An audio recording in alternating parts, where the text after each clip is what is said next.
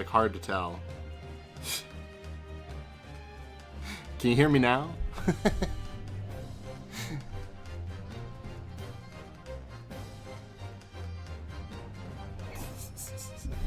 See, I asked if the audio was too loud, but none of you could hear it, so, like... Lower thy music, sir. Alright, it's done. Leave it to the Ace Attorney soundtrack to be too loud. F. Yesif. Actually, there we go. That should be good.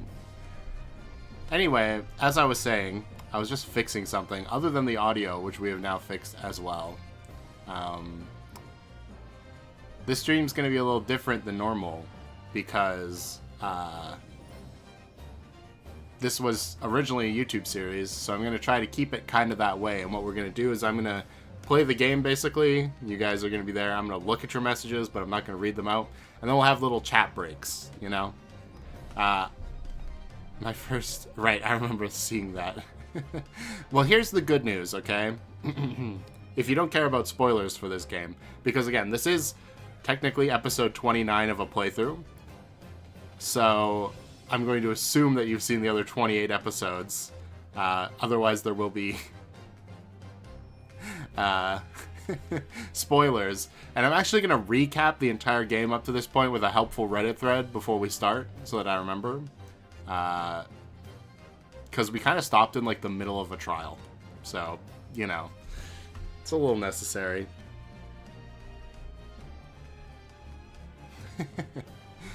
Alright. I do remember a lot of this, because it's pretty unique. Hold on, let me go to here. And let me just fix this. This should be good enough. Yeah, okay, this is good enough. This seems good because now I won't see the big spoilers, and that's important. So here we go. John Wilson, dies frame 1, killed by Giselle Brett. Remember that? She's the tea drinking lady. Actually, let me zoom in a bit. I can zoom in a bit. That'll maybe help. She's the tea drinking lady that speaks in cursive. I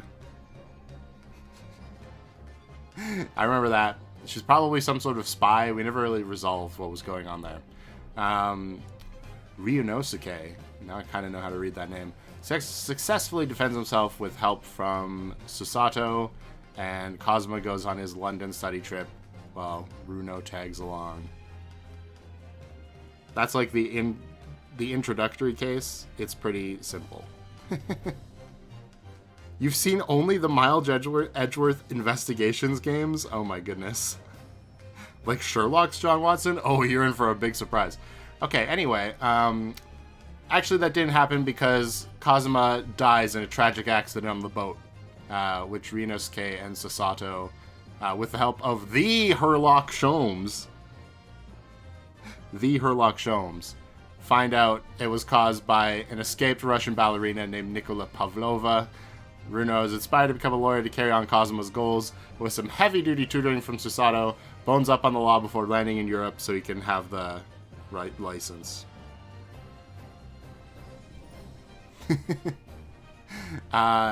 The tragic accident was he, like, tripped on a cat. Pretty silly, but yep, that's how it happens. Trilogy spoilers? Okay, well, I've played the trilogy, so it's what? Ryunosuke gets unguarded. Lord Chief Justice Mail Strongheart. Remember Mail Strongheart? Such a guy. He assigns Ryunosuke to defend ultra-wealthy philanthropist Magnus McGilded. Aye, it's Magnus McGilded. You remember him? Yeah. He has a big top hat. Kind of looks like a Willy Wonka type. For the murder of thrice-fried Mason, whose profession is exactly what you expect on an omnibus. Great. Baruch van Zykes. Brings in the entire damn omnibus, which is basically like a carriage, for investigation. The trial's interrupted by a smoke cloud, and a key witness, Gina Lestrade, forces a recess. So when they come back, there's new evidence in the omnibus that leads the defense to almost corner the culprit before Van Zykes points out that it's new, and the case ends in a mistrial, but thanks to the jury, McGilded walks away with a not guilty verdict despite being incredibly suspicious. And then he returns to the courtroom and burns to death in the omnibus, which is just cool. And Van Zykes, there's some whole thing about a curse where everybody who he prosecutes dies, even if they get an innocent verdict. You know how it is. Dead man.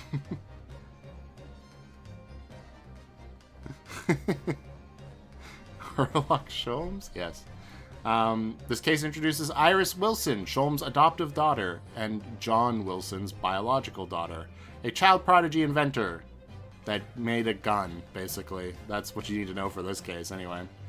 In the next one, he defends a real-life Meiji Era author named Soseki Natsume. From an attempted murder charge. Yes, the victim is alive. You never see him, but yeah. See her, rather. This is the one with the Mac Tonight guy. He's like a soldier, and he and his wife actually saw the whole thing, and, yeah. It's a big whatever that I don't think will actually matter. Anyway, Case 5 is the one we're going with. So far, I think we learned that Gina and Magnus McGilded did have some kind of deal, and they're in like a little, what is it called? Pawn shop, and the pawn shop owner gets killed, and Gina is suspected, so we're defending her. She talks like this because she's kind of like a street urchin. You know how it is. Yeah. Oh, I forgot all about the bumbling detective and his wife. Which were very funny, and I like them. We're also two guys, one who simultaneously looks gay and homophobic. not a inaccurate description, I suppose. Okay. Let me cut the music and start up the actual game, and then we can look over the evidence, and then I'll actually start doing the, Iris is so insane. I mean, Iris is okay. I'm more of a Sasato fan myself. Wait, why am I changing that? This is not the right thing to do. You didn't hear that. Hey, Spare, hey, Penny, shirt. Yeah. Okay. Oh, man. Am I still not going to be able to hear the audio? That would be bad. Oh, that's why I was doing that, because I have to set this up. Hold on. I know what I'm doing. This is a very well done stream.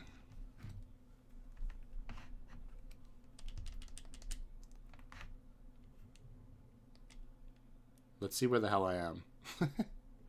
As this loads. Okay, we're in the investigation of the pawn shop. That's actually fine. Windy Banks. I'm going to have a hard time remembering the voices, but I'm going to do my best.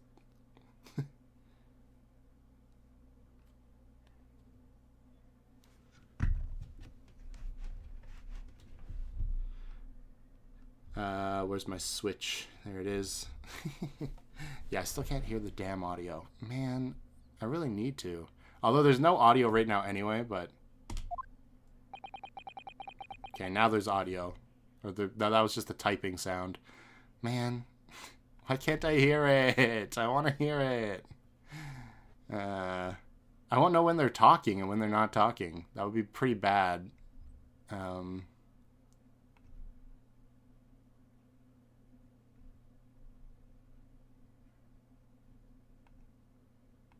How do I guess I gotta do this. Hold on, I might have an idea.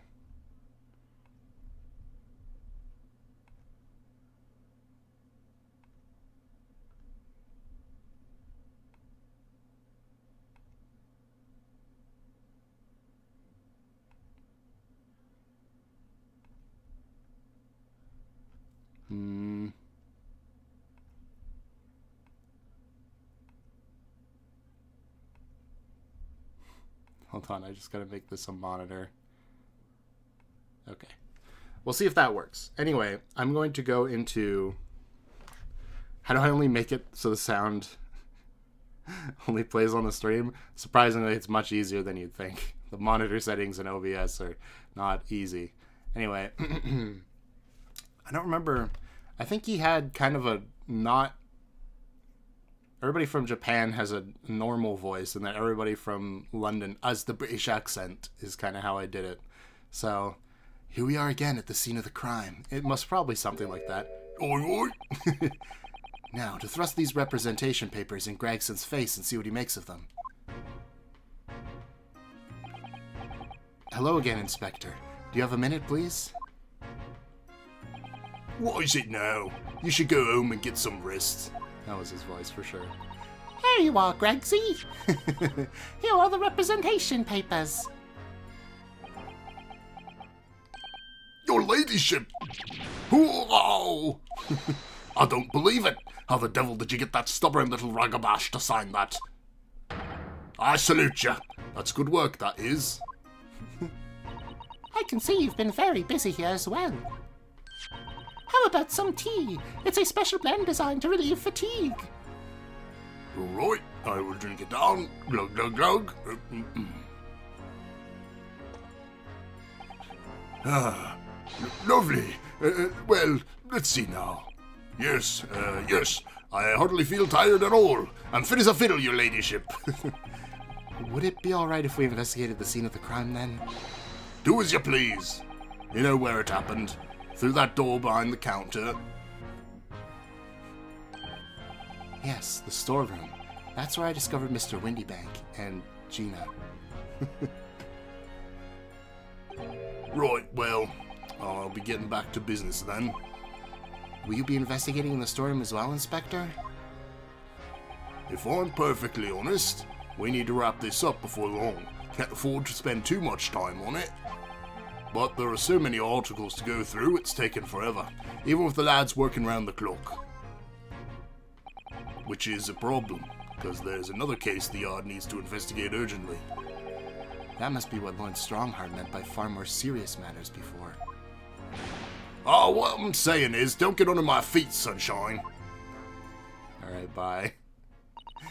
Come then. Let's not waste any time. She did a little punch. Alright, we're here now. Now I can try to fix my audio again. Because it still didn't work. I don't know why it's like this.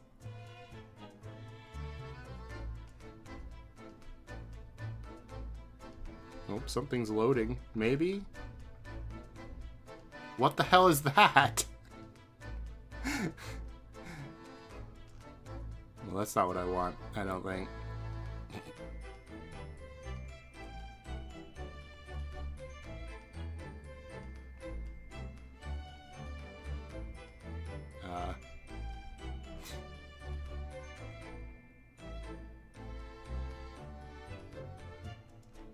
Maybe this will help?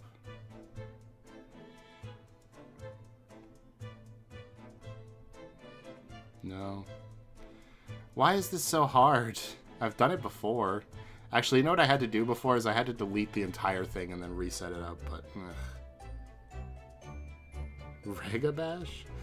Guilty help, I'm scared. Why are you scared? Might as well read chat now.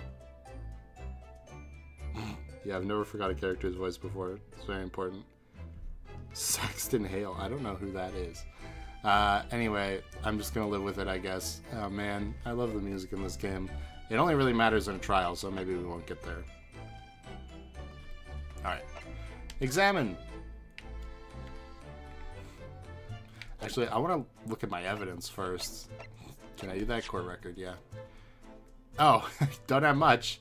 I've got a white cat photograph. A photograph depicting a sweet little white cat obtained from Gina while interviewing her in her prison cell.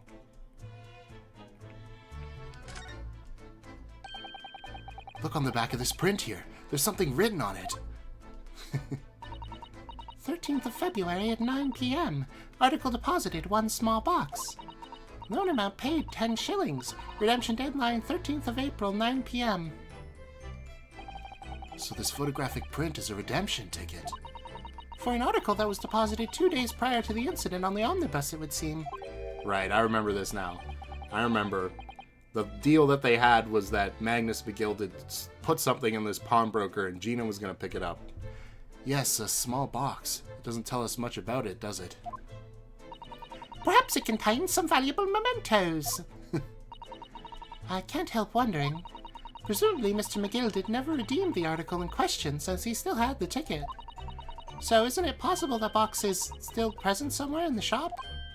Ah, yes! If it's something McGill had deposited, we need to investigate. Okay. Good on me for not doing that last time. Helps me now. Because I'm pretty sure I already knew that, but... Gina's representation papers. Paperwork signed by Gina to put me in charge of her defense. Showing this to the Scotland Yard detectives gains us access to the crime scene. Well, it did do that. So now we're looking for a small box, but I'll just look at everything. How do I... Not that way, that's for sure. This? How do I... Okay. There we go. This officer's been staring intently at the wall since before we came in here. Shush! Keep it down! Oh, sorry. There's a major clue just here. Really? Then we must tell Gregsy at once. But as soon as I report it, that'll be it. I'll be stuck here even longer. Stuck here? What do you mean? I haven't been home in 2 days already. I need another constable to relieve me and take over my shift. They really have a tough time, the British police. That doesn't stop us investigating, though, does it? No, I suppose not.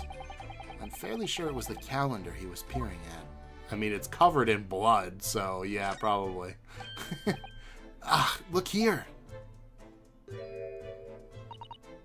Oh yes, a bullet hole. And I can see the bullet still lodged in the wall. Presumably, Mr. Windybank wasn't practicing with his revolver in his spare time. Ah, well... Mr. Sholmes likes to practice in his drawing room whenever he can. He's very patriotic like that. Sorry? It's all there in The Adventures of Herlock Sholmes, you know. Isn't that right, Iris? Ah, I did write something like that. Or did I write something like that? Partly in jest, perhaps? In jest? I forgot, she's a huge Herlock Sholmes fan. Sasato's a huge Herlock Sholmes fan. Well, he doesn't do it often. It's quite a dangerous pastime. He doesn't do it often. He shouldn't even do it once. Forget that now, Runo. Let's examine this bullet. What's that around the bullet hole? Is it blood? A suspicious red stain on the calendar. Yeah, no kidding. Aha! I may well be able to help with that. What? There's nothing like the sight of blood to get the blood pumping, is there, Runo? I have a feeling I'm not as bloody-minded as you, Iris. I'm afraid the sight of blood makes my blood run cold. There you have it. You see, when it comes to blood, we're all different types. Yes, what a scientific observation. You'll need this. Oh no, what is that scary-looking thing? Hurley and I haven't actually come up with a name for it yet. But as soon as you see it in action, you'll understand what it does. Watch! Ah! Makes the blood glow. Oh, the color of the bloodstain has changed. There, does it make sense now? Yes, I think I'm starting to understand. Good. It works on the principle that different people have different types of blood, you see. Yes, how wonderful. The chemical it fires combines with the blood and makes it change color. So you can identify whose blood it is that you're looking at in a flash. Oh, what a fabulous invention, Iris. Isn't it? Isn't it? I bet Ginny would say it's bleeding great. So, whose blood are we looking at then?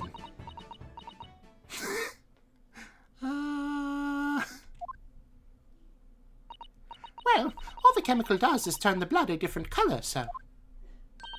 Just find someone whose blood turns the same color and you'll know who it belongs to. In a flash. It's more like 2 flashes, really, isn't it? 1 flash or 2. This could well turn out to be a very valuable clue. And I'm rhyming. so we must take note of it in the court record. Blood sample. Wow, blood samples. This is crazy. Let's keep testing and adding the results of any other blood analysis to the portfolio. They don't even do blood testing in the modern era, Vice Attorney. As long as I have reagent left, sure. Okay. Nice. Good to know. I can look at this. Oh, no, I can't look at the ficus. No. What is this? This clock? It's a strange contraption unless you see pictures of things. Oh, right. As if they're right in front of your eyes. It makes you think. When Mr. Sholmes gleefully showed it to us yesterday, we were blissfully unaware that any of this was about to happen. Okay. Horse. Nope. It's this guy. The police are scouring every inch of this place, by the look of it. Instructions from the yard are to examine every article in the shop and every ledger and book of accounts. Every article? But that's a ridiculous amount of work, surely. We've been hard at it ever since the shop was declared a crime scene in the early hours. We're sifting through it all in shifts at least, but throwing stuff on the ground and breaking other people's property is hard work. We'll be working through the night, that's for sure. And even then we'll barely have scratched the surface. A crime in a pawnbroker's. Must be every policeman's worst nightmare. If every corporal's worst nightmare, you know? Crime in a pawnbroker's. Well, I guess I'm psychic. Wow.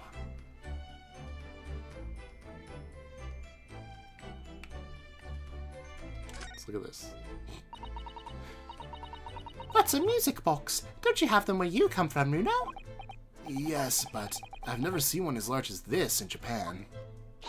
Oh, well, this will be a treat. Shall we have a listen? Well, I won't be listening. Is it playing something important? What do you think? Isn't it a pretty sound? It's a beautiful sound, yes, but it's a little hard to enjoy when all the policemen in the room are giving you fierce looks. Never mind that. If any of them say anything, I'll tell Gregsy to have a word. Iris Wilson, Superintendent of Scotland Yard. This is just the junk, I think. These shelves are where the pawnbroker puts articles that have been forfeited on display for customers to buy. Yes, it's really a strange miscellany, isn't it? I've never heard that word before. I mean, who would buy this horse statue, for example? Well, sometimes you can find some real treasures among all the junk, you know. Are you all right, Runo? Oh, it's just, well, it looks like a collection of useless junk as a whole, but when you pick out individual things, you can't help wishing you owned them. Even that horse statue. That's exactly how the pawnbroker works. They're very clever. Yeah, well, no secret box there, I guess. I mean, it's probably in the back. Whoop. What's this guy doing? Oh, he's looking at the ledger. Oh, okay, and he's the same as the other policeman, apparently. Instruction. Oh, I don't have a mustache, though. Examine every article, every one. Which one speeds up the text? Surely it's B, right? I guess this is technically new, because it's a different instance of the same event. It's a little annoying. Every copper's worst nightmare, you know. A crime in here. Yeah. Sign. Oh, this is the whole desk. There's an article ledger here, and Mr. Windybank's notes, and... What's this? It looks as though someone left a little photographic print behind. Well, that's interesting. Oh, look on the back. There's some writing. Is that? Oh, show us, Susie. Show us. 15th of February, 10:30 p.m. Article deposited, 1 gentleman's overcoat. Loan amount paid, £1. Redemption deadline, 15th of April, 10:30 p.m. A gentleman's overcoat pawned for £1. Clearly it was a very fine coat. In fact, I think... Yes, it must be the ticket for the overcoat that Ginny redeemed yesterday. And is still wearing, which belonged to Mr. McGilded. I would have never expected the redemption ticket to be handwritten on the back of a photograph, though. It seems Mr. Windybank just used whatever piece of paper he happened to have on hand. But this photograph of a cat, it looks very familiar, doesn't it?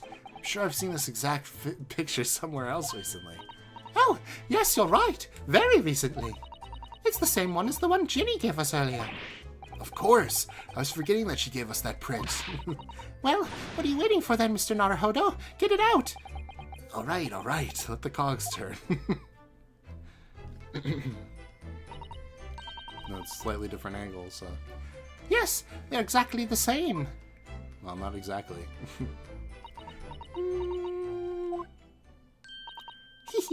I've got it. These two photographs hide an amazing secret. A secret? What does she mean? You must tell us, Iris. Do you really want to know? Yes, we need you to tell us all you know about this pair of photographs. Then you'll have to do a minigame. Well, I know what it is.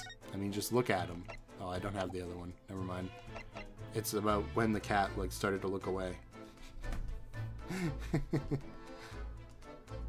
Alright, converse. Pair of photographs. So, Iris, about these two photographic prints. The one we found here on Mr. Windybank's counter and the one Gina gave us before. What is this amazing secret you mentioned that's hidden between these identical prints? Actually, that's not quite right. Sorry? If you look carefully, the two prints aren't the same. Not exactly. They're not? Have another look at them now.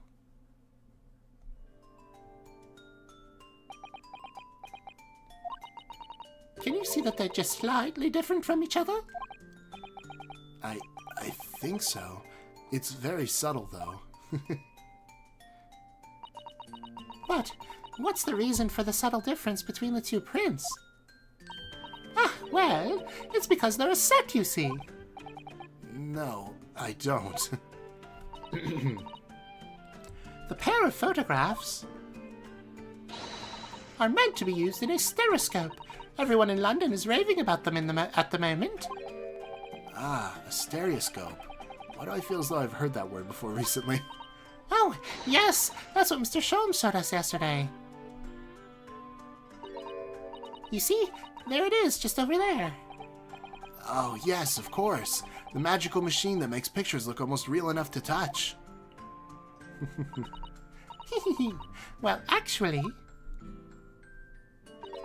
it's quite possible to see the same depth in pictures even without one of those contraptions. What? Really? How? Do you know that how a pair of flat photographic prints can appear to have any depth in the first place? No, I have no idea. Oh, wonderful! Then I'll be able to tell you. She's over the moon, bless her. Should we let her explain, though? We really need to carry on investigating the scene. I, for one, simply have to know. Alright. Oh my goodness. Stereoscopic prints. Have you ever considered, Bruno, how our eyes see depth in the world around us? Well, I just open them and it works. But the reason it works is because we have two eyes. 2 eyes? Shocking. If you try closing just one eye at a time, I think you'll see straight away. What you see with your left eye and what you see with your right eye are ever so slightly different. You get a different view with each eye. Yes, the position of objects seems to shift slightly. Exactly, and in your head, your brain uses that shift to estimate depth as it merges the two views into one. That's how we can sense depth in everything we see. My brain really is amazing, isn't it? It does so much without telling me. I think I see. So the pair of photographs consist of a left eye view and a right eye view. Is that right? Oh, well done, Susie. You're so quick. So, if you can persuade your brain to merge the two pictures together in your head, You'd be able to see depth in these prints. yes, Bruno, you're beginning to understand. And a stereoscope's function is to act as your brain and allow you to just do that? Yes, but as long as you have two images, two eyes, and one brain, can actually do it yourself without needing a stereoscope at all. You can? Really?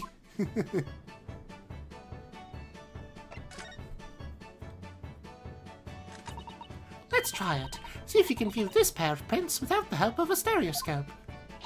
Oh, yes! I'm dying to have a go.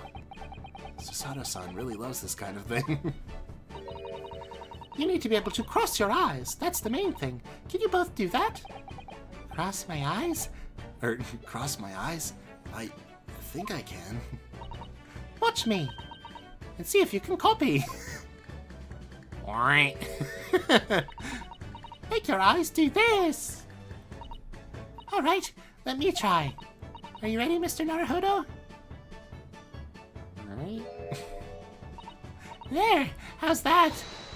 Wonderful. Now it's your turn, Runo. The trick is to concentrate on looking at the bridge of your nose with both eyes at the same time. Not exactly an easy task when two people are staring at you cross-eyed. Alright, that's enough practice. Now let's try looking at the prints.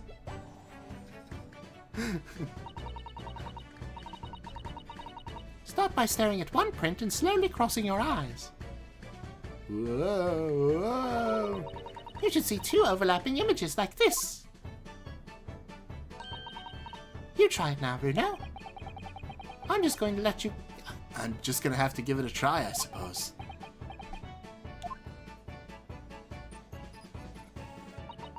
Did the print split in two images for you? Now, the next step. Next time I'll give a break so everybody can actually do it. Because this actually matters. Is to put the pair of prints side by side like this and then try crossing your eyes again. I don't think I can cross my eyes enough, is the problem.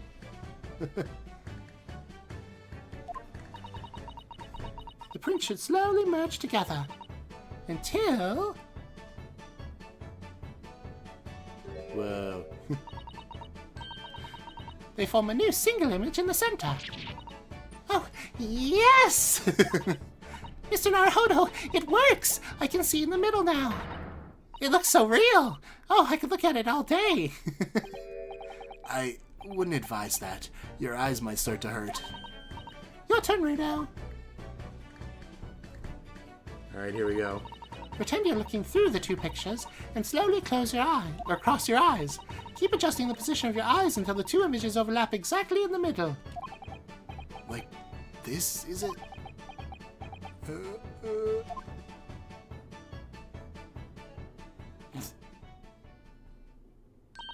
There! You managed it! So now you know how stereoscopic images work. Well, I don't know who discovered it, but it really is quite extraordinary.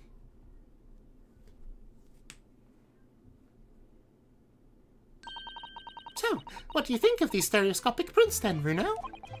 They're certainly amazing, but it isn't easy to get the knack of viewing them properly. No, some people find it easier than others. But that's why contraptions like this exist, for people who find it tricky. Oh, I recognize that.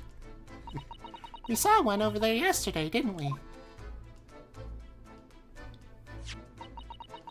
If I remember correctly, if you press this little knob here... and set the pair of photographs in this stand at the back, and... Wow. It's still amazing, even though I know roughly how it works now. Well, London seems to agree with you. Stereoscopes are very popular at the moment. The things that people got into in the old days. You can see one of these folding contraptions in lots of households in the capital currently. But if these little machines are so affordable, surely there's no need to go around staring cross-eyed at pictures like you hate them. But it's so much more satisfying to be able to see the effect with your own eyes. Well, I think so in any case. Stereoscopic pictures. I never even heard of them until yesterday. We've certainly learned a lot about them, but I wonder if it's knowledge that I'll ever actually need. I'm pretty sure we will, considering it's, like, evidence. Okay, there's still examination to do, apparently. Oh, buckets. And shovels. Oh no, this is actually the table too. That ledger that's open on the counter there is really enormous, isn't it? It must be an awful lot of work to keep track of all these hundreds of items in pawn. It's too much to think about. Better to sell it all and have a clear head, if you ask me. But clearly Mr. Windybank is very careful when it comes to articles in his care. Okay. Let's go to the door. Behind that door is the storeroom, isn't it? That's what Gregsy said.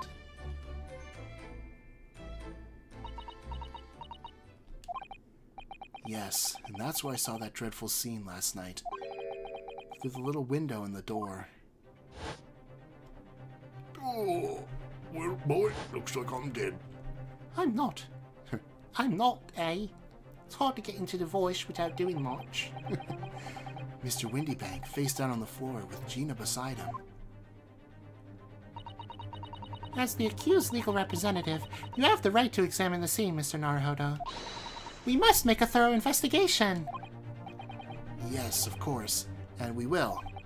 Behind that door, that's the real scene of the crime. Don't worry, if there are any clues in there, I'll find them. Okay. Well, that's where we'll go next. I'm going to take a brief chat break, so if you're watching this back later, you can skip this section, and yeah. Cross-eyed equals hate? Yeah, I don't know about that. Depth perception's a real struggle out here.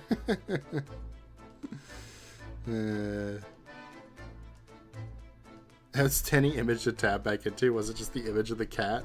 Or the cross-eyed people? Either of those would be funny.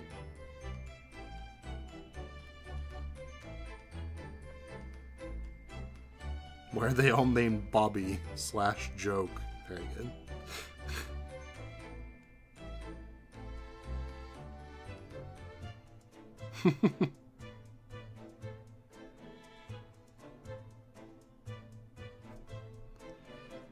Please don't skip us, future viewer. Oh no! Punt the child? No. Sometimes it feels like that, but not most of the time, you know? Most of the time it's fine. Has anybody got an ad yet? This might be a good time to run one. Why is the playback on here so far behind? I'll run an ad, and then when it's finished, then I'll jump back in. I did! Okay, hold on. You're back? Welcome back, Gio. You missed the best part of the entire game. No. Don't give us... No. You don't... What? I don't get ads? Nice. Let's see if it singles out anybody again this time. Ah, boy. Well, this is also happening at a great time for me to try to fix my sound personally, so let's see if I can do that. Let's see if we can keep the 3 ad streak from Utopia running. Doesn't seem so, because I ran an ad and you didn't get one, so congratulations. Congratulations! This is the new one, right? Yeah, okay. I need this to actually capture the thing, is the thing. Sounds about right? But it won't capture the game, I guess because another one is doing it already? Which is probably why this broke in the first place. But if I set this one to monitor and output, then you guys lose output for some reason.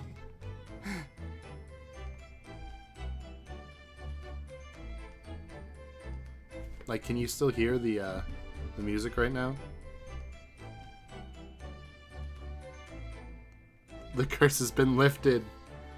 Who is the best original Ace Attorney character? Do you mean from, like, the trilogy?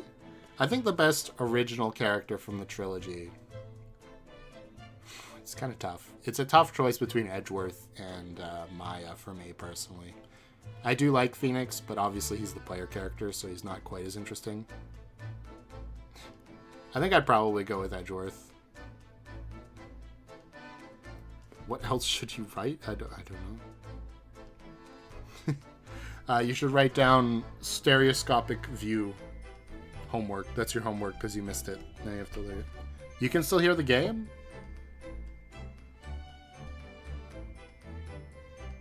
The best character is Larry or the worst character is Larry? Because I can go either way. I do miss him though, even though I kind of hate him. You'd say Maya? Yeah, it's pretty good. I just wish Maya's story had a little bit more of a direction. Because like her whole story is about confidence and basically coming of age or whatever. But it's kind of funny how it, like, we have that moment in the second game where it's like, no, you are, or the first game where you're like, no, you are useful. And then that repeats like 2 more times. So. No, your favorite is Larry? Oh boy. Pain, yeah. Dahlia Hawthorne, it's another good choice. Honestly, my favorite meme character is probably Luke Adme. I like Luke Adme. He's funny. Anyway, let's get back to it. Now I can hear. Congratulations to me. Actually, wait. I can present. I don't know. I don't know about this. Wait, no, that's not the present button. It's weird that there's a different present button. Oh, man. Oh, maybe it's different. No, I don't think it is. No image showed up. Oh, I don't really like boring things. Looks like Japanese modesty is easily misinterpreted by young Western children. I mean, well, who does like boring things? No one wants to be shown something boring. Come to think of it, you're always introducing things with, this is boring, but it's a bad habit, you should stop that. I'll be sure to let the entire population of the Empire of Japan know on my return. That's funny, okay. The storeroom.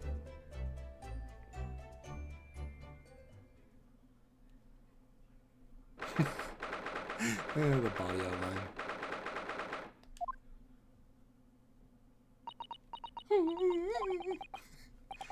Poor Iris. She's clammed up completely.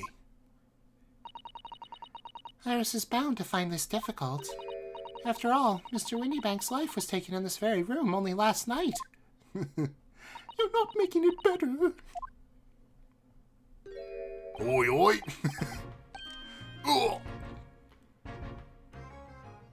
Just leave? Wait, Inspector! What is it now, Sunshine? You took one look at me and tried to run away. You think Scotland Yard Inspector would run away from some jumped-up little defence lawyer, do you?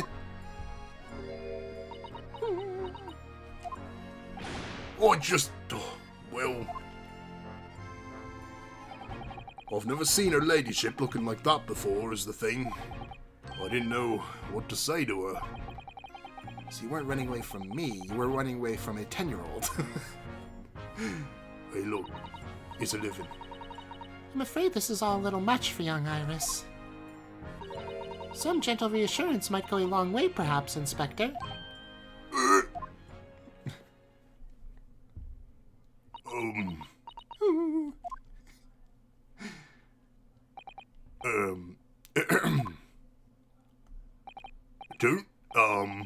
Don't trouble yourself unduly, your ladyship.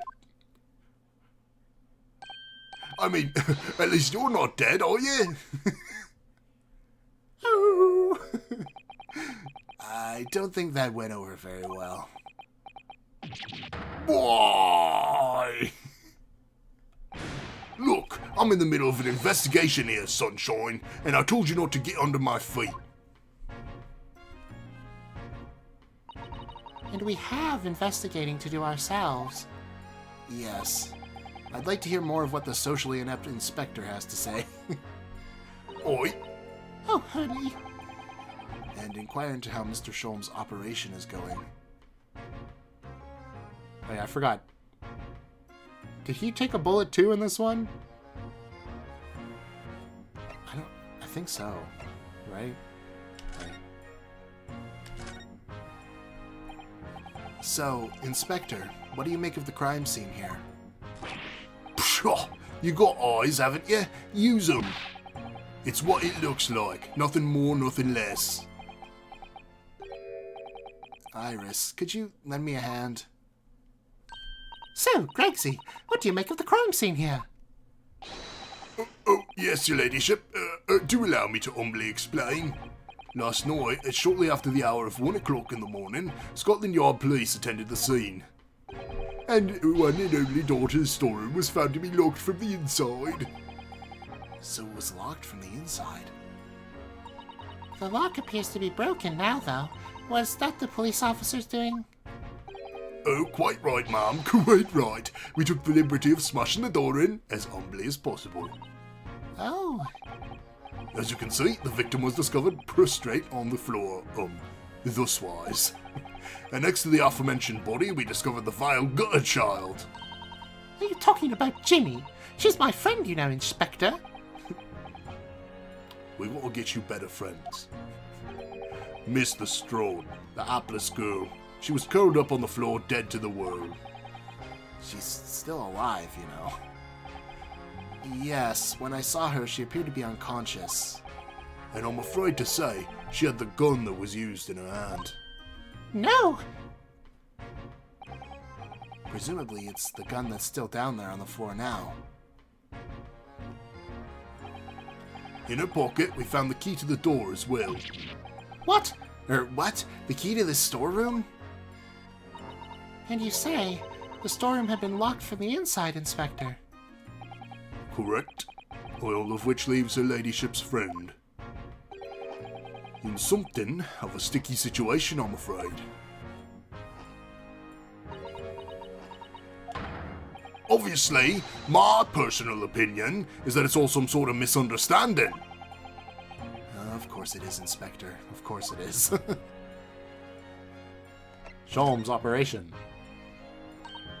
Gregsy, do you know anything about Hurley? Is the operation finished? Is Hurley alright? Is he? Well, the thing is, Don't mince your words, Inspector, please. You don't mean to say that Mr. Sholmes is... No, the operation's done and dusted. It's just that, well... Out with it! Yes, ma'am.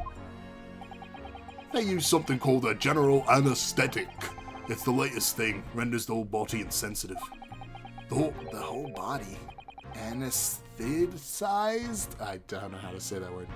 Is that even possible? It means the operation can be completed while the patient is fast asleep. Goodness, in the Empire of Japan, we can just manage to provide laughing gas for a tooth extraction. The trouble is, the latest thing isn't always the greatest thing, if you follow my meaning. They couldn't get the medication to work at first, so it took hours from the nod off, so I hear. And now that the op's finished, they can't get him to wake up, apparently. Oh my! No one knows if it's the anesthetic still in his system or if the bloke's just plain exhausted. But anyway, all they can do is stand back and watch until he comes around again. Hurley. The moment he opens his eyes, your ladyship, I swear I shall get word to yous. What a surprise. Even in matters of life and death, Mr. Sholmes has to do things his way. Well, thanks, Gregson. Now get out of my way. I'm looking at this gun. It's a revolver, a real one. And quite possibly the murder weapon used to take Mr. Windybank's life. What's the matter, Susie? You and Runa look like you're about to faint. Well, it's just that I've rarely seen a gun in the flesh. And I've had issues with guns in the past. But anyway, we saw Mr. Windybank with this yesterday, didn't we?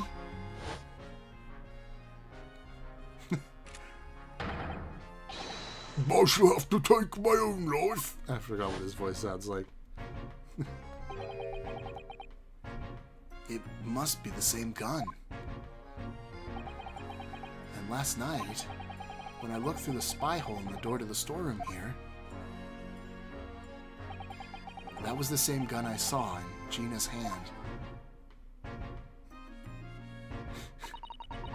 Mr. Windybank told us that he only ever had a single bullet loaded in his revolver, didn't he? I'm waiting for you guys to react to the guy pointing the gun at his own head in the chat.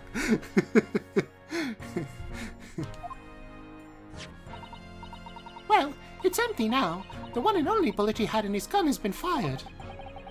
So we can be fairly certain that only a single shot was fired from this revolver.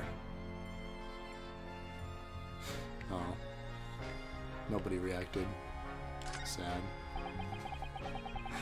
And of all the articles in the storeroom, this is the only thing that shows any sign of being ransacked. Ah! What is it, Iris? That's the box file that my manuscript was being kept in. Oh. Iris's unpublished story, The Hound of the Baskervilles. Surely that's not what all this this about. Sorry, Iris, but if you ask me, he sold it. Without telling us. We must check inside the box at once. Yes.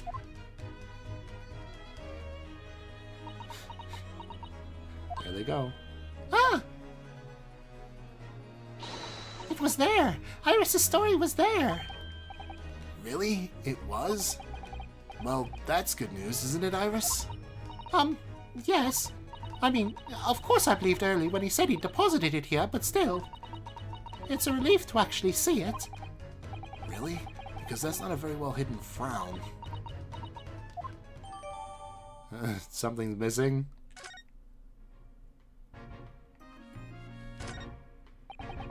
Look at all these articles that have been deposited. This room is stuffed full of them. I can't believe how many there are. A bicycle, a gramophone, musical instruments, and even some enormous paintings. Look! Pieces of different people's lives quietly gathering dust in here together. There's something very peaceful about the atmosphere in here. Or at least there would be if not for the chalk outline on the floor and the policeman shuffling around. Not much I can do about that, sunshine. Well, thanks for butting in.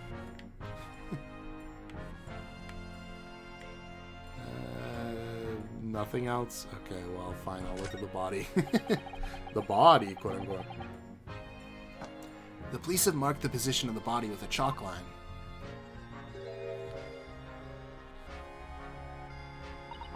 Poor Mr. Windybank. He was a nice old man. Well, he was shot just once through the heart. Most likely the fellow died instantly. Wouldn't have felt a thing.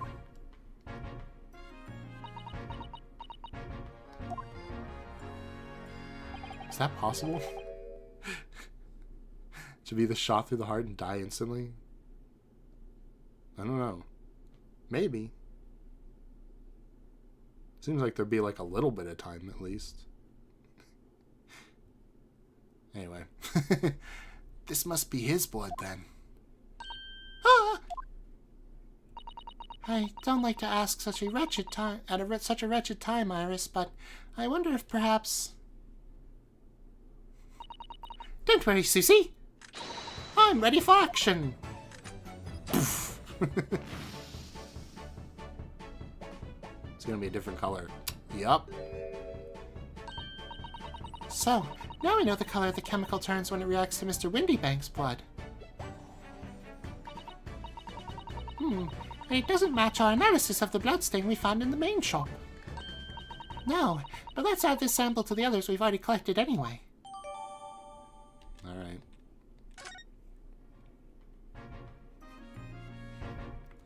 Wait, I can investigate this again? Why?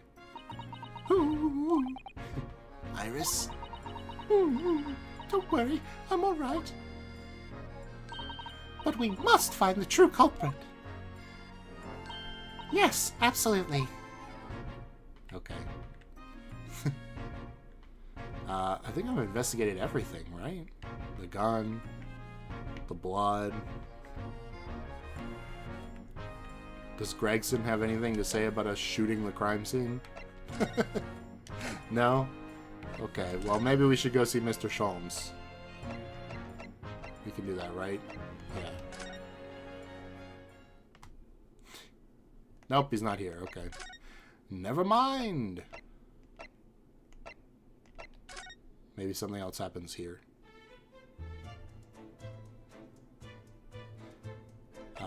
No. Then maybe I did miss something in here.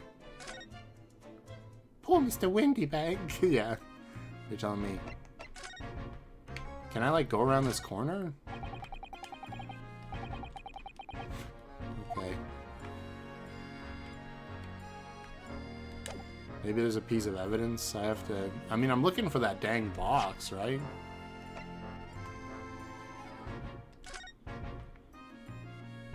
Right, I want this side, dude. It's a small box.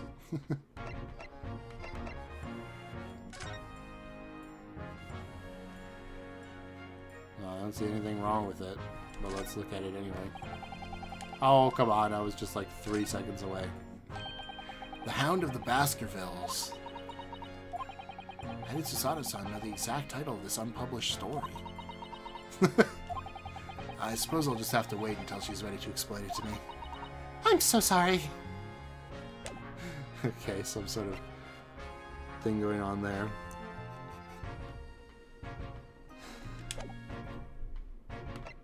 Maybe I have to present something to Gregson, like the blood samples.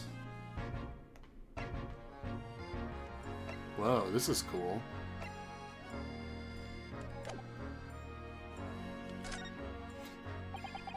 Inspector Gregson, can you give me your opinion on this, do you think? We don't tend to share sunshine, not with the general public. Ugh. In that case, Gregsy, how about some herbal tea?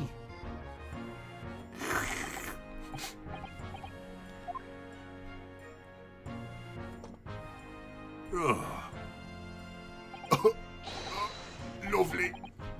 Very much. Really hit the spot, your ladyship. You don't mind sharing that, then? Okay. How about this? You want to know about this? Is that what I think it is? Your ladyship's latest? Yes, my latest story. It's called The Hound of the Baskervilles.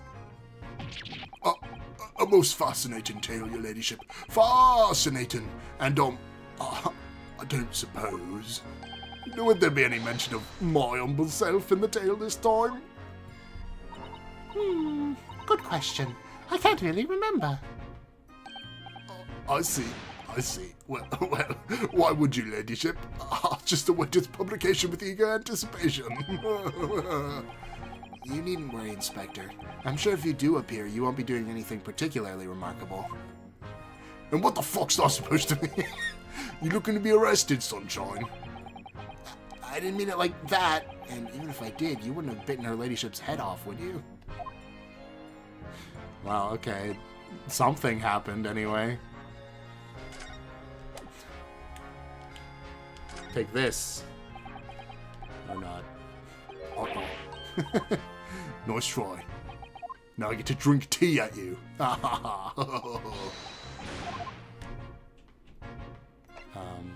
didn't get the revolver in the court record.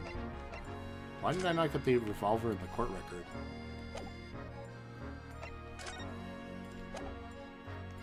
Seems a little weird. I really don't know what to do next then. Well, the good news is I have people here in chat to tell me. At least tell me the location of where to go. Probably not exactly what to do, but yeah. I am live, it's true. Don't make the slurp noise.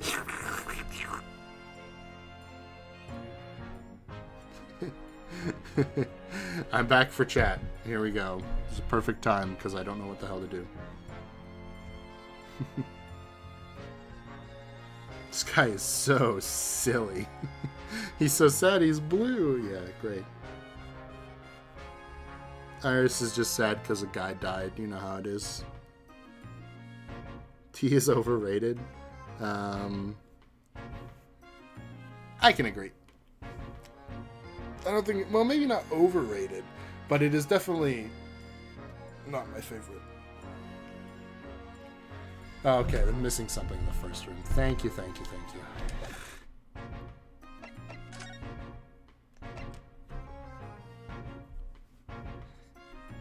Hello, can I go? Okay, thank you. Did I talk to you about everything? I did, okay. Maybe I can, like, use the stereoscope now? No? Oh, I would have thought about doing that. Oh, I can use this, though. Okay, that's why. I'm fairly sure this contraption was here yesterday as well. Here we are, though I'm not confident I can get it closed again. Oh, yes. That's a folding stereoscope. Really? This is a stereoscope? Mr. Sholm showed us a picture yesterday that you were supposed to be able to see in 3 dimensions. But for that, he used this great big contraption over there. Ah, well, that's for use in public houses and places like that. It contains a carousel with all sorts of pictures inside. But this little thing is a much simpler design for use at home. There are special shops selling prints you can use in them. I have a little collection myself. I wonder if I could make money out of these in Japan. It would be keeping my toilet sparkling clean anyway. Okay. Yeah, well, I did miss that, but it didn't lead to anything. Wait, I can look at this again? Okay. Green blood. It just seems wrong somehow. Oh, there are all sorts of different colors. Have you read Homestuck? There are plenty of pretty pinks and purples too, you know. Like I said, everyone's blood is different. I wonder what color my blood would turn out. Actually, I don't want to know. This is the most disgusting brown I've ever seen. Oh. You would be low class when it comes to Homestuck. What?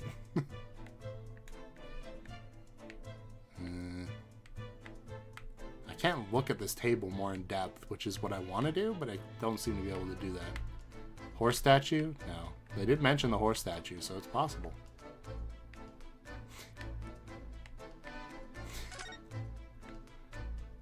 I'm pretty sure I've looked at everything in this room now.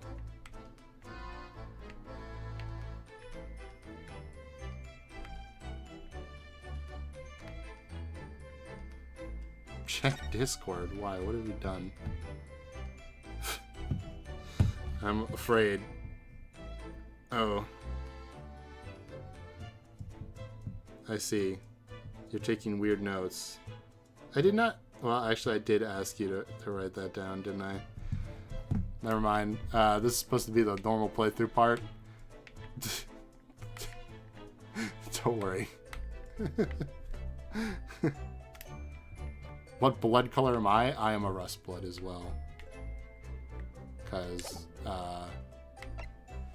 what? What? I don't know exactly the dynamics, but I think it's just month by month, right? Vaguely on the star signs. So, May means I am Tauros, and it means Tavros. Pretty sure I've got everything in this room. This is always my favorite part of an Ace Attorney game, you know? These keys look suspicious, but I can't do anything about them. Somebody's house key.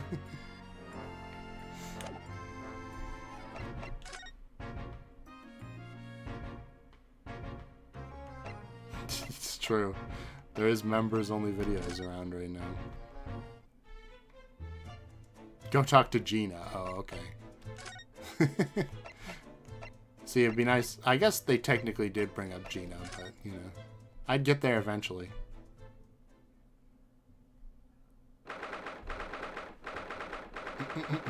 Local prison, cell 13. Wow, unlucky.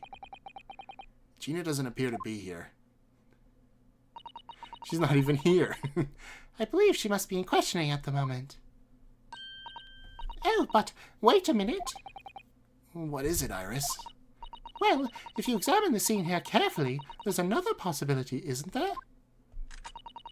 Ginny could have slipped the key from the jailer when he wasn't looking and escaped. Oh my!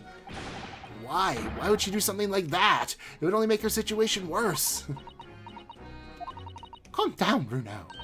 I was only joking, of course. Oh. Ugh, you got me worried there. I thought it was a great deduction. Yes, it must be our way with words, Iris. You are so wonderfully persuasive. Perhaps if you don't fully understand the weight of your words carry. Oh dear, I'm sorry. I suppose a light-hearted great detective is a contradiction in terms. Well, in the same situation, I'm sure Mr. Sholmes would have thrown his head back and guffawed. I'm not entirely sure that's helpful, Mr. Naruhodo. Well, anyway, looks like we won't be able to talk to Gina for a while. We should try to make progress with our investigation in the meantime. Yes, come along then, Bruno. Come along, Susie. You lied to me. I mean, I'm just gonna go everywhere. Hey, Male Strongheart, are you still hanging around? No?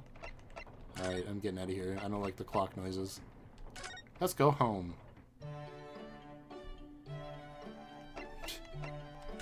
Nope.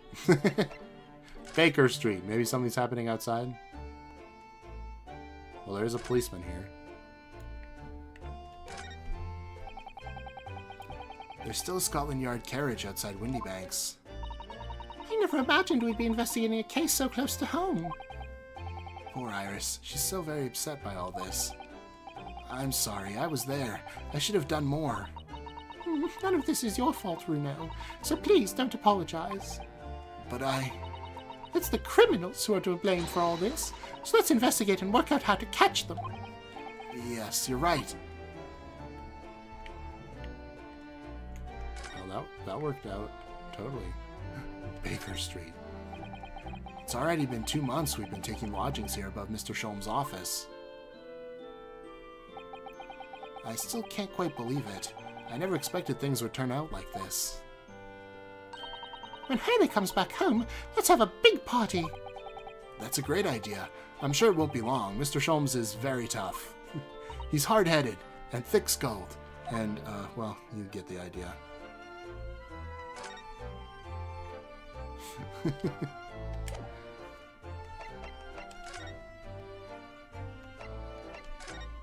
What am I presenting him? The pawnbroker's ticket.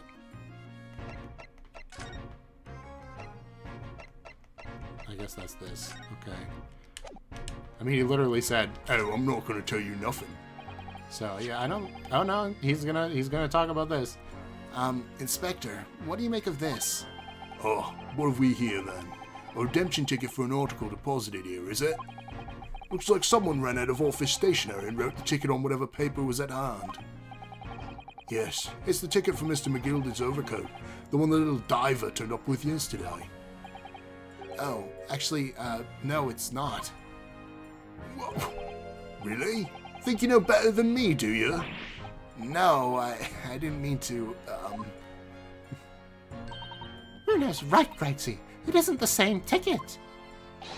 Of course it ain't. Of course it isn't. I never doubted you, your ladyship. So, what's this all about then, if I might be so bold as to ask? This is a second ticket. A second one? Seems that Mr. McGill did in fact had another article in storage here at Windybanks.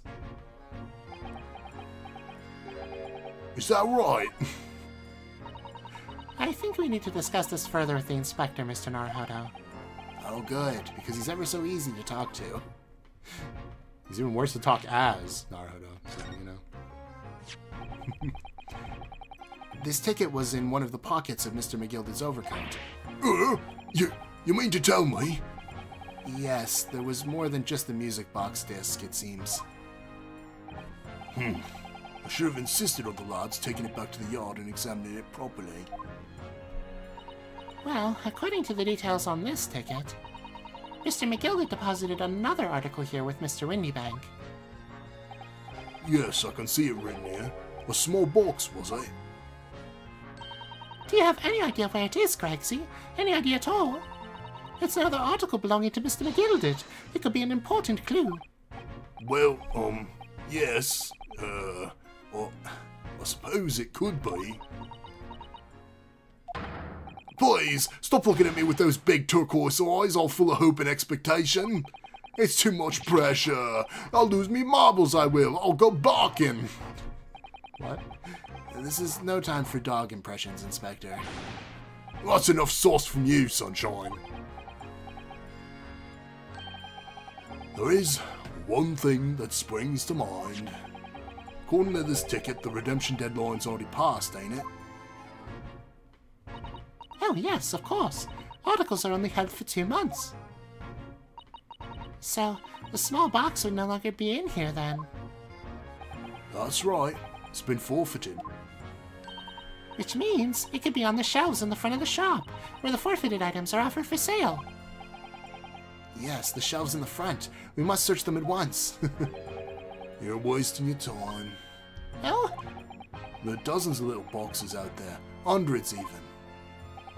We can't possibly know which one might have been McGilded's. That information's not written in the ledger. Ugh. Well, I think we should at least have a look, just in case. Of course, your ladyship, of course. Very sensible of you, I'm sure. This is getting old. Alright, so now we can go check the shelves. I understand. We're trying to solve the murder of that guy.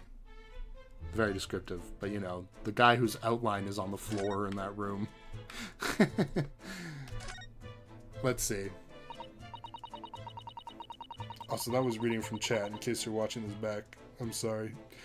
I didn't mean to. Yes, this is where all the items that have been forfeited by their original owners are offered for sale. That's right. They've all got little price labels on them, but there are so many. I wonder if the small box this ticket was for is still on the shelves somewhere. The box that Mr. McGilded deposited here just over 2 months ago. Even if it were, finding it promises to be very troublesome indeed. There are so many boxes, it could be any one of them. Mr. Sholmes said that a pawnbroker's was the safest place to store anything, more secure than a bank vault. So perhaps this small box of Mr. McGilded's contains something of very great value. Well, if that's the case, he'd probably have kept it locked. So then, we need to find every box with a lock and break them all open. Hi-ya! Why? That sort of misconduct would get you arrested. I won't let that happen. This takes me back. It's been some time since Susato-san last threw me.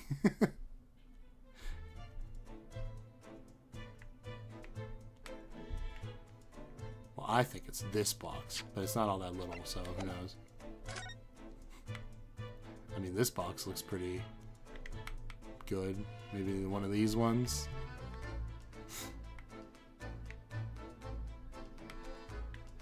That's a box. Not a McGilded looking box, though. Hat?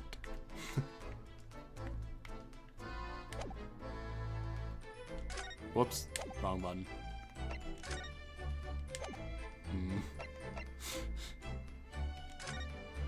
I feel like I probably have the evidence to be able to do this, but wasn't there a camera?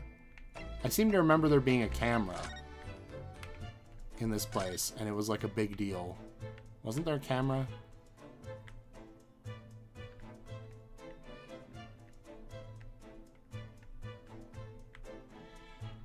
That would be useful. But I actually don't remember if there was or not.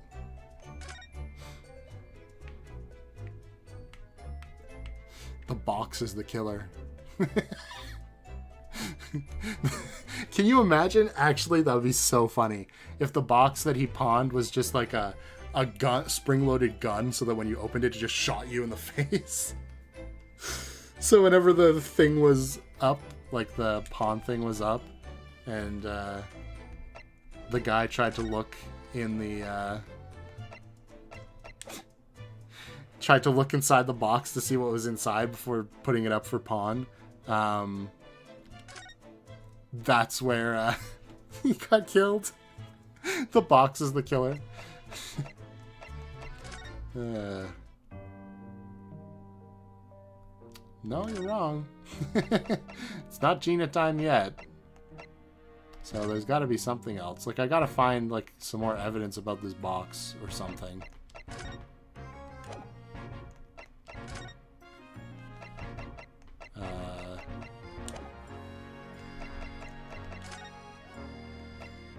There's got to be a way to find out which one is his, I guess. So many boxes? Write that down. Funny. Okay. Maybe if I talk to this guy. Well, it's still a check mark, though. I don't know. No, because let me skip through it. They're going to find the box before we do, and then we'll be screwed.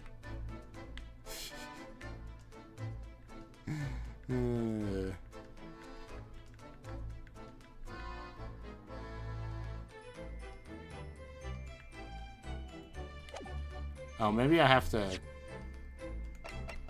Do I have to flip this around and talk about it? It does have a blood stain on it, you know. I did realize that earlier, and I just realized we never talked about that. This is the ticket that Gina brought in here yesterday. Yes, having been entrusted to her by Mr. McGildy 2 months earlier. Article deposited, 1 gentleman's overcoat. And the other redemption ticket was in the pocket of that coat. Yes, for a small box deposited 2 days before the omnibus incident. Could that have anything to do with all this? Can we talk about the blood? No, okay. Mr. Naruhodo, I don't know if you've noticed, but there's something rather troubling here. I have noticed. That red smear, you mean? Yes, it looks like blood, doesn't it? I wondered if Susato-san had picked up on that. Well, in that case... Yes, we need Iris! We should show this to her before we forget. Okay, that makes sense. More blood samples. Whoops. Why did I leave there? Ugh, I hate that it... Wait, what? I can't present it to her? I guess I have to be in the converse mode, and now I can present it to her? Wait, this is the one that I want, right? Do I have to present this? Wait, why is it not working? I can look at people, though. Whoa! Okay, let's look at people before I forget. Susato! Judicial assistant sent to Britain on a study tour. She's the epitome of a refined Japanese lady and is a huge help to me always. Erlock Sholmes! The world-famous great detective above whose lodgings Miss Susato and I rent our own office and rooms. Iris! Extraordinary young girl who lives with Mr. Sholmes. She has a degree in medicine and is the author of a popular series of short stories published in a prominent magazine. Pop Windy Bank, that's my. The proprietor of a pawnbrokery on Baker Street that is regularly patronized by Mr. Sholmes, who was shot dead by an unknown assailant. Gina Lestrade, a young pickpocket who we first met during the trial case 2 months ago. She's the defendant in this case and was discovered at the scene alongside the victim. Egbert Benedict. Yes, a young English gentleman with an aloof and high-handed manner. He appeared at Windy Bank Pawnbrokery accusing Gina of stealing his redemption ticket. Tobias Gregson. The detective inspector in charge of Scotland Yard's investigation, he's stern and single-minded in his approach, and a great lover of fish and chips, and then male Strongheart. Lord Chief Justice, who wields absolute authority in judicial matters, including the appointment of lawyers. He's a thoroughly intimidating man. I mean, you're not wrong. Right, there's a present button. Why is there a present button? That's not how it used to work. Okay. Oh, that looks like blood! I would say it's from a gloved finger. Almost certainly a glove made of leather. Wow. Well, don't worry, Bruno. You can leave the rest to me. My guess is gonna be green.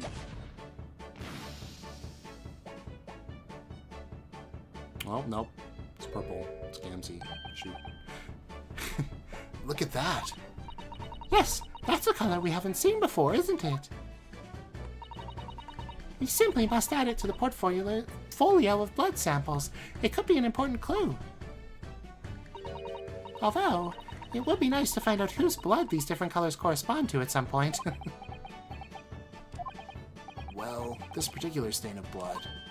Oh, you've had an idea, haven't you? Do you know whose blood this is? I mean, it's on the ticket for the coat, right? So, given that... I'm gonna go with no idea. How could I? We don't have a known sample of the same color. Without that, it's impossible to know. Oh, how very vexing. I wonder. What? Well, it's true the color doesn't help us. But what about considering how the mark came to be there in the first place? You might have an idea about that, mightn't you, Bruno? Not if you keep staring at me like that, no. She's got her eyes closed. Let's try that again, shall we? Well, okay. I'm gonna guess it's Gina, because she was the one who brought in the ticket. Well, I have an idea whose blood it is. Not from the color it turned, but with a little deduction. That's right. I think it's clear. Iris, you know as well? You first, Bruno. Who do you think it belongs to? Oh, me first. Great. Alright, I believe this is the blood of...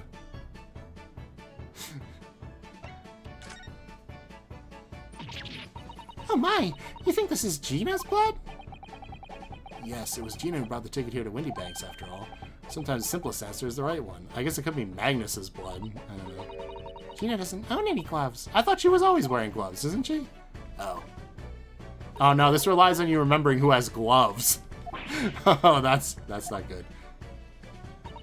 We're trying to work out who the blood came from, so we can rule out anyone who hadn't been bleeding straight away. Well, we can also rule out Pop and probably Sholmes from the green blood. So it has to be Magnus. I mean, thrice fired Mason would be funny. But... Mr. McGilded? Yes, after all, this redemption ticket belonged to him. You don't think? You mean that during the incident on the omnibus? Yes, I expect so. It's very clear print and no small amount of blood. So it must have resulted from a fairly serious accident he might have sustained on the omnibus. It's gonna be thrice fired Mason, and I'm supposed to remember he had gloves from 2 cases ago, from like a year ago. No! No sign of injury was found on Mr. McGillard at all. I'll get it eventually. To be honest, I probably would not have remembered that, even if I had done this like right after that case, because I don't pay that much attention to the victims. Thrice fired Mason? You don't sound very sure of yourself the way you trailed off there. Well, it's my 3rd attempt. Well, it was 2 months ago now, that case. And of course I've never met the victim, so I'm struggling to remember his name. He was definitely thrice fired, though. the victim of the omnibus case. Yes, his name was indeed Mr. Thrice-Fired Mason. But that would mean that this bloodstain was left on the ticket 2 months ago. Yes, I think it was. Gina brought this ticket here to Windy Banks yesterday. I'm suggesting that the bloodstain was already on it at that time. So it's a spear of blood from the time that Mr. Mason was killed 2 months ago. Something else is coming back to me now. Mr. McGilded was also wearing leather gloves that night. See, I knew he had gloves. It's me. Now I ask you, what good-hearted soul wouldn't rush to help a fella bleeding from his stomach? I wasn't about to start worrying about me gloves now, was I? I reached out to give the man a hand. It certainly does look like a leather-gloved thumbprint, this mark. And we know Mr. McGillard had no injuries at the time anywhere on his body, from which we can conclude that any blood on the glove belonged to the victim, Mr. Mason. Mr. Naruhodo, you sound just like Mr. Sholmes after 3 tries. Well, he, minus the quirky slip-ups, I hope. Well, actually, including the quirky slip-ups in this case. Yes, I think you're right, Bruno. Very well, let's make a note of this. Okay. Blood analysis data. Do.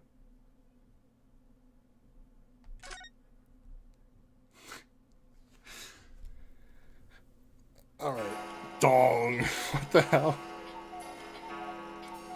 Oh man, all those clocks go off every hour on the hour. I'd go crazy. Ah! I nearly jumped out of my skin there. How could Mr. Windybank set such a wicked trap?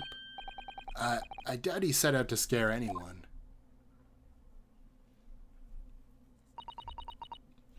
Is that really the time?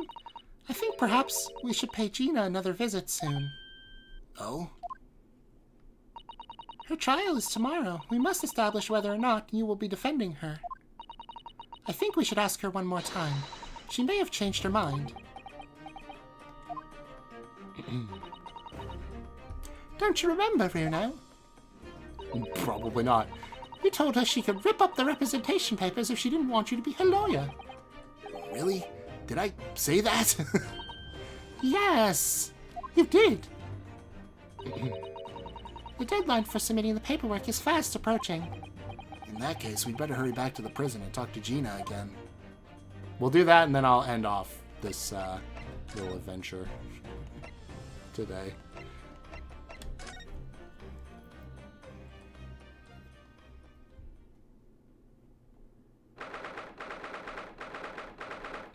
"5:41 p.m. Local prison." Now, why do they call it local prison? Doesn't it have a name? Gina, good, you're back. Eh?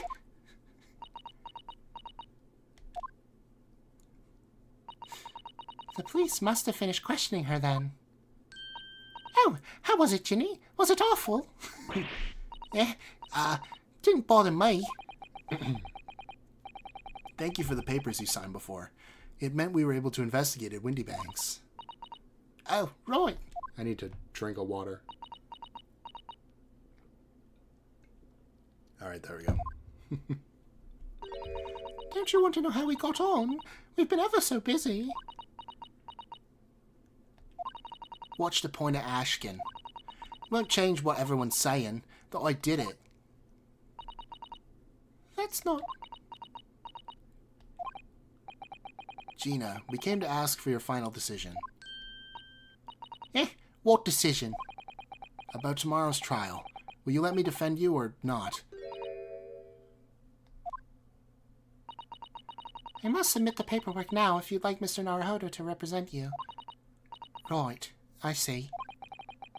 She's really lost her fight all of a sudden. But I know what it feels like. The worry's just so hard to bear. Okay, we're gonna talk to you, I guess. What we've uncovered. Zoom back out. There we go. Oh, all right then. Blimey, give it a rest with them eyes, Iris. Just because you're called Irish doesn't mean you have to do that to me. So come on then, fill us in. Who done it? Unfortunately, we don't know that yet. You don't say. We don't know yet, Gina. But Mr. Naruhodo and all of us know that you are innocent of this crime. And while we haven't yet managed to work out who the real culprit is, there are a number of interesting facts that we've managed to establish. Oh yeah? Like what? Well, for example, the reason for you being there in the first place. I think I know why you broke into Windy Banks that night. Looks like I'm gonna have to take some evidence that clearly reveals the reason and thrust it in Gina's face. Or I could present it to her calmly, I suppose. Alright. Probably have to do that before this, but I'll do this anyway. We already have the representation papers and other documents we need. All we have to do is hand them in to the court clerk. That is, if you'll allow me to represent you in court tomorrow. Nah, don't bother. Ginny, rip 'em up and chuck 'em, would ya? Them representation papers or whatever they're called. Your cell ain't fancy enough to have a bin. So, what will you do in court tomorrow? I'll be fine on my own. I don't think you will be. Look, it don't matter. What's gonna happen's gonna happen. This is one stubborn pickpocket. Alright. Alright, I have to go back out and then go to the present section. Why was she there? She was there for the box, right? Because it got forfeited, probably. I would imagine. Maybe. Here, Gina, look at this. No, duh. I wasn't saying you could have it. Oh, weren't you? Well, when someone says I can't have stuff, it makes me want it, see? So you better hand it over now. No, I'm not giving it to you. Okay, is it this? Because she knew about this from before. We found this in Mr. Windybank's storeroom. The manuscript of Iris's latest story. Ah! Oh, right. Well, that's good then. Curiously, the storeroom at Windybank showed no sign of being ransacked for items of value or the like. With one exception. The box file that housed this manuscript. It was you, wasn't it, Gina, who broke open the box containing this manuscript last night? Eh? You were determined to find out whether or not the Hound of the Baskervilles was really there. That's the real reason you broke into the storeroom last night, isn't it? Wow! Why don't you tell us what happened, please? Alright. She did this just to make Iris feel better. Alright, yeah. The Baskerville story. It's the latest Jones adventure, right? But it ain't been printed yet. So I figured it's gotta be worth a fair few pieces of silver, right? Oh yes, at least £5,000. What? So, you intended to sell Iris's manuscript, did you? No. Ginny, how could you? What? Wait, no, hang on. Of course I weren't gonna sell it. All I wanted to do was find out if the mantle script, or whatever you call it, was really there or not. That's the only reason I was in the place. For Iris's sake, isn't that right? Ah! We knew why you'd done it from the start, Gina. Of course we did. But I knew you wouldn't do anything mean like that, Ginny. I just knew it. Well, when I saw the manuscript in the storeroom, it reminded me of what you'd said the night before. Grown-ups do a lot worse than that, believe me. Barefaced liars, the lot of them. You just ain't realised it yet. Stop making that noise. I'm telling you, that mantle script ain't at Windybank's. You'll soon see if you had a look. If I'm honest, I have wondered if Early's telling me the truth sometimes. I mean that I sometimes wonder if he might have hidden my manuscript somewhere I don't know, even though it's wrong of me to doubt him.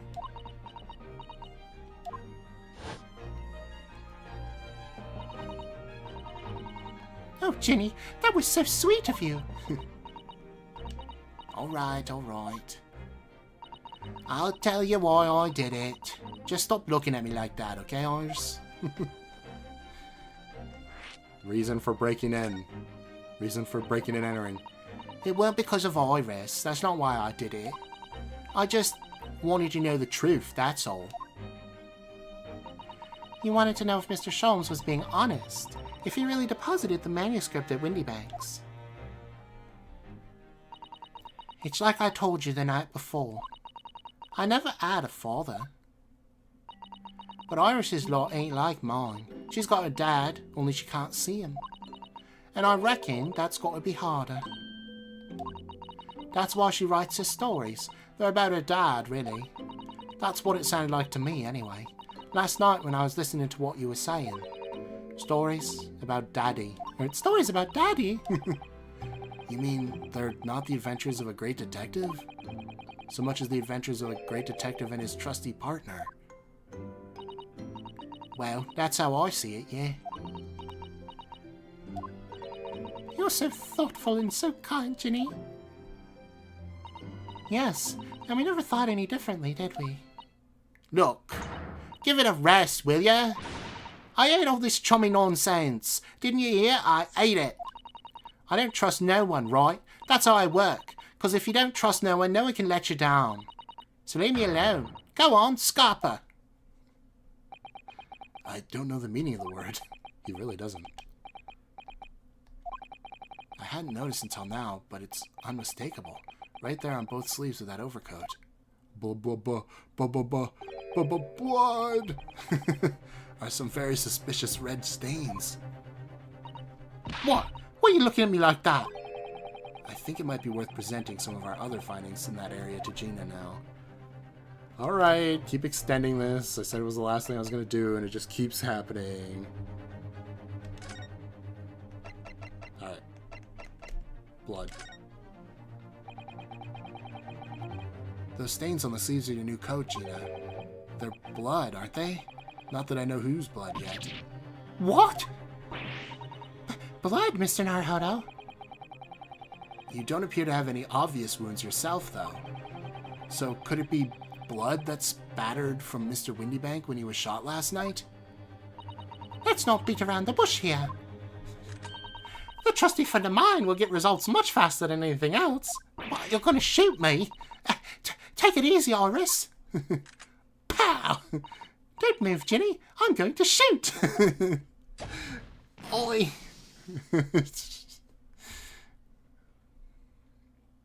Whoa, the sleeves are clean all of a sudden. Whoa, it's not just on the sleeves. Well, now I look like a bloody punk rocker. Oh my! What the? Forget the sleeves. The whole coat is covered in blood. Of course. The black color of the fabric was masking the stains. That's why we hadn't seen them up until now. And the blood has reacted with the chemical to turn a purple color, which matches one of the samples we've already collected perfectly. Yes, now let's see. Who had the purple blood? Aha! Yes, it was the brickmaker, Mr. Mason, the victim of the murder case 2 months ago. I knew it. What? What are you on about? The victim? What do you mean?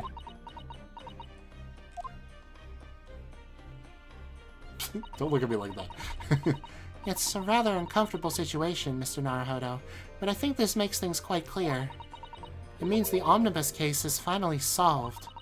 The truth about who really murdered the brickmaker, Mr. Mason, is revealed. Oi! Will someone explain what's going on? Stop telling half a story!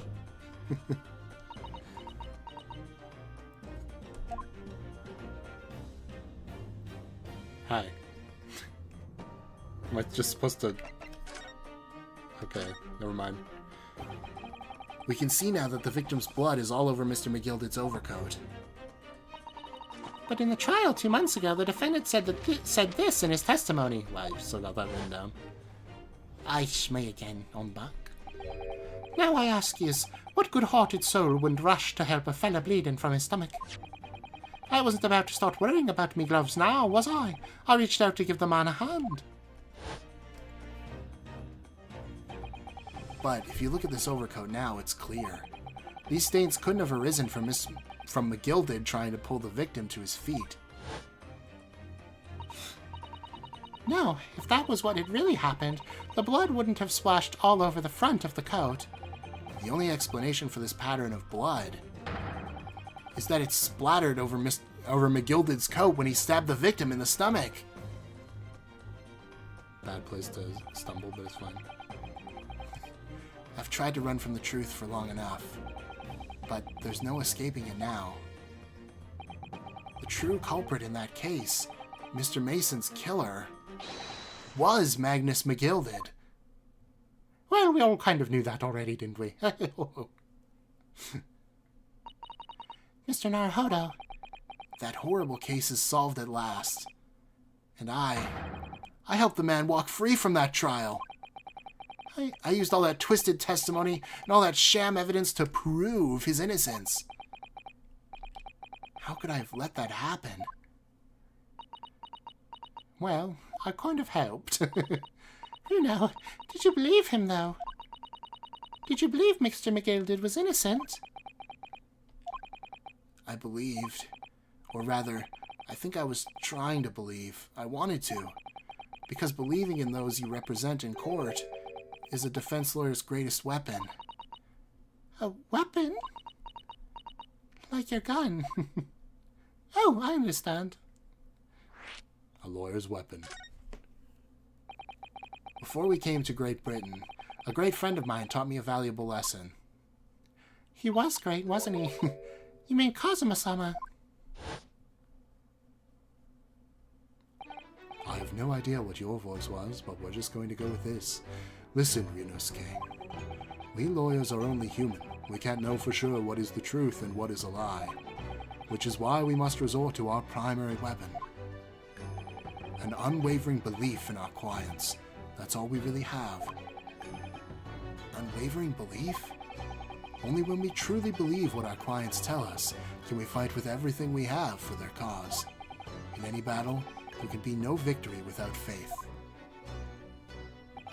So I believe in you, unwaveringly.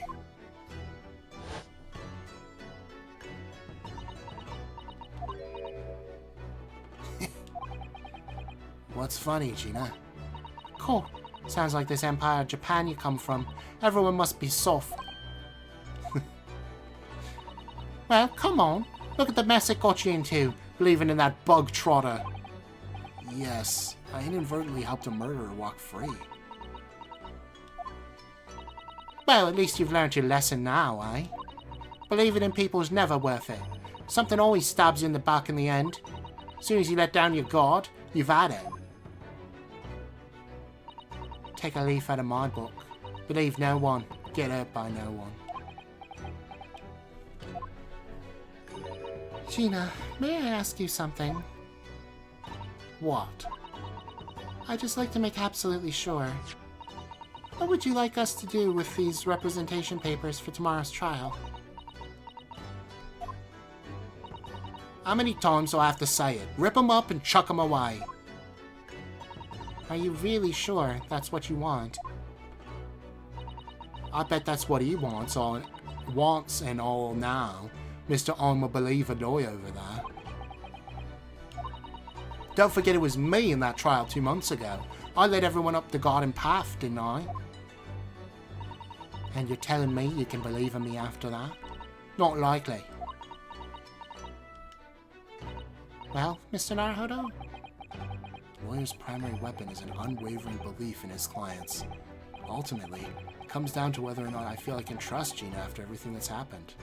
Yeah, she's just a kid.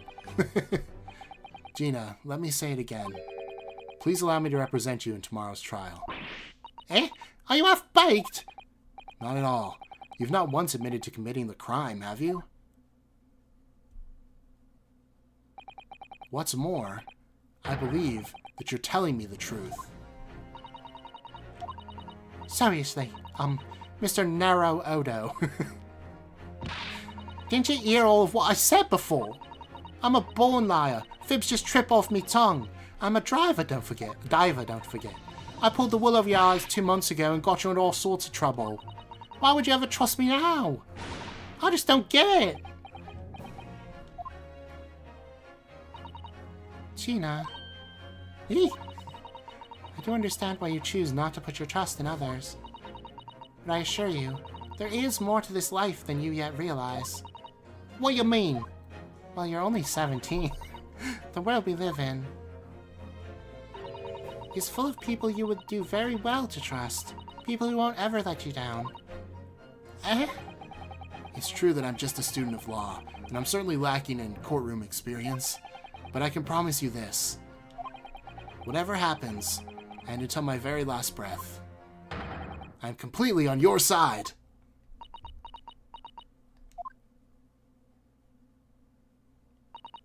What do you expect me to say to that?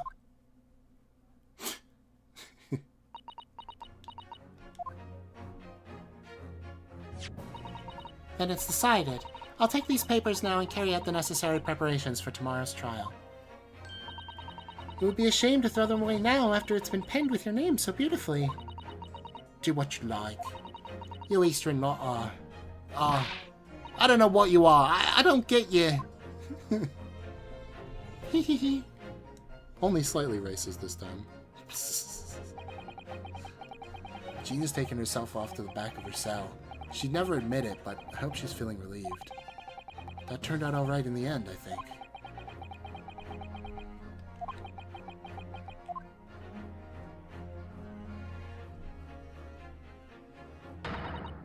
Whoever's hiding in there, show yourself at once. Eavesdropping is the height of cowardice. What? Miss Sasato? Somebody's there in the shadows. I can sense it. Somebody who wasn't there before. What? It's gonna be Herlock. I don't know. Blimey, you're sharp, eh? That was Gregson. Blimey, you're sharp, eh? Suppose you were using one of those mystic Japanese arts, like the art of stealth I've heard so much about. Okay, now we're back. The classic British racism. Anyway. If anyone was being stealthy, it was you, Inspector. Quixie! Oh, Jimmy, I'm most terribly sorry, Your Ladyship. I didn't mean to startle you. How long have you been listening in our conversation? Good grief! Listening in? No. I just got word that there were some visitors who were refusing to leave, and that it was after hours. I assure you, Your Ladyship, I only just arrived, this very minute, and not a moment earlier. It's always just nothing untoward, nothing at all. After hours? Is it that late already? So then, I humbly excuse myself now, Your Ladyship. Ta-ta, toodaloo, cheerio, all the best, bye-bye and bye. That's a lot of farewells, and not one of them appropriate for her ladyship. Oh, but I wanted to have a chat. Oh, I'm terribly sorry, but time is pressing at the minute. The stream's almost over, you see. We're already in the overtime, like I said. Oh, I see. That's a shame. If I don't get this emergency at the Supreme Court dealt with sharpish, Lord Strongheart will, well... Emergency? Lord Strongheart? Nothing! Forget I said anything. Anyway, I'm off. All right, Grexy. If you have to, but let's chat soon. Delighted, charmed. Can't wait, if you please. My pleasure. That's a lot of pleasantries, and not one of them sounded sincere. Bye-bye. Grexy's so funny. He says silly things. It's certainly entertaining to see an inspector of police fawning to a 10-year-old girl. But anyway, I wonder what this emergency is at the Supreme Court. I must attend the court clerk's office now before it closes. Yes, of course. Thank you, Mrs. Otto.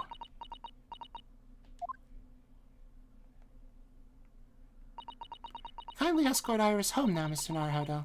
I shall meet you there later.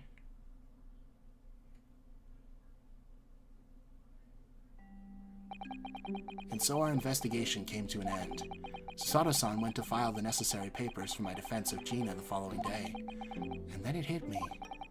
I could no longer suppress the wretched feeling that had been gnawing away in my insides. Tomorrow, Sato-san would be leaving Britain and making her way back to Japan. I forgot about that.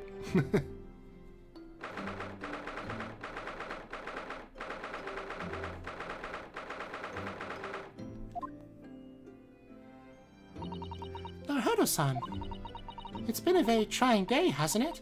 I do hope you're not too exhausted. What about you, Sato-san? Today's been even more trying for you, I'm sure. Mr. Sholmes was shot before our eyes. Gina was arrested. All on the back of the news that her father has fallen ill and she has to return to Japan at once.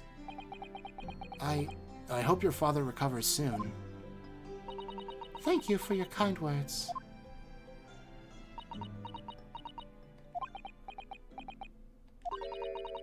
I wonder why it is that so many thoughts rage in my head like a storm, and yet I seem unable to find the words to express any of them.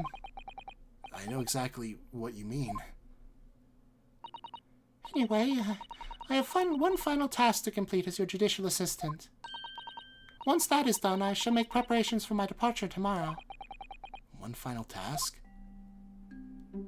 Well, we'll find out what that is next time, I guess. Here, I'll do a YouTube outro. Then you'll really feel like this was just a YouTube episode, right? Thanks for watching, everybody. If you enjoyed, like and subscribe. Leave a comment about something. And if you become a member, you can see episodes of Homestuck early if you're into that. Okay, bye. Okay, now we can continue stream. The man has an actual weapon in a courtroom. Please leave your sword outside. Man, you would be shocked by this series. Guilty made a few Homestuck jokes, so don't worry. It's true, I did. Put the cool box on the starting screen. What? Okay.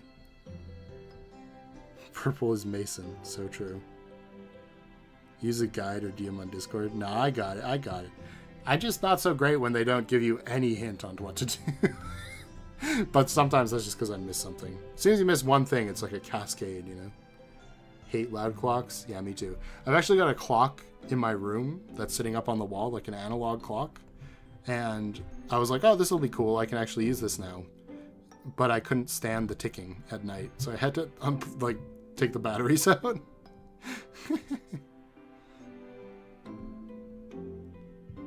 Occam's box cutter. Funny. A third blood type.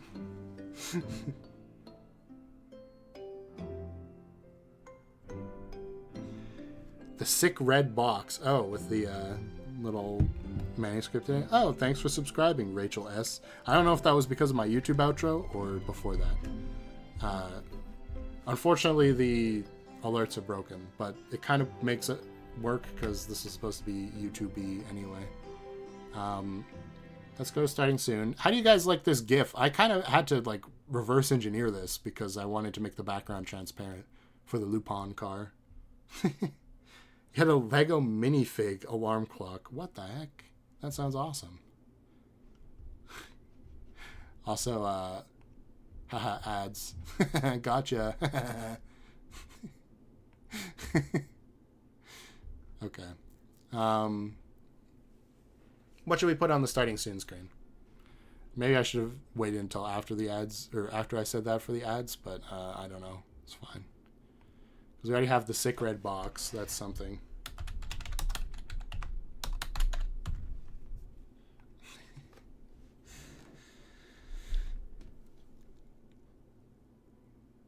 Yeah, and Condiment King has joined their crew, too. Look at that.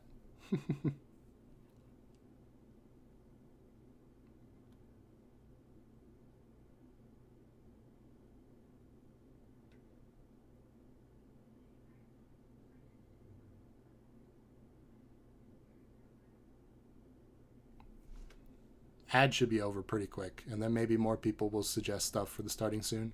Otherwise, it's just going to be a wash, and it's going to be the red box. Okay, I'll put the cross-eye.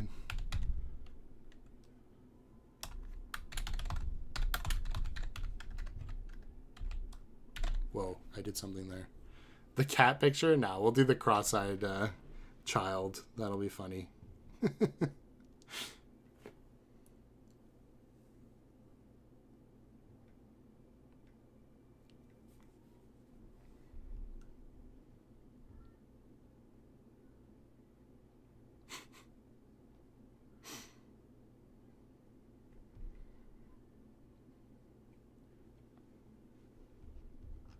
Surely everyone's back from ads now. So it might just be those two things. We'll see. It's a pretty rad box. All right, if you say so. These two things. Here we go. What'll be on the starting soon?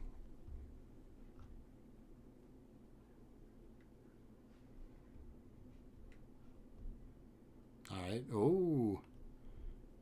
Cross-eyed is taking it away. Do we have any box supporters?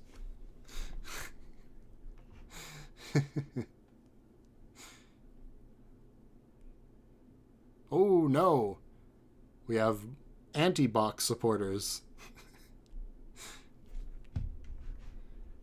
Wow, that's pretty much it. There's no coming back. It is the cross-eyed ladies from the stereoscope part. So there we go. That'll be nice to have some Ace Attorney representation on the starting soon screen. You know, we had Manfred last time, but these two are much easier to look at.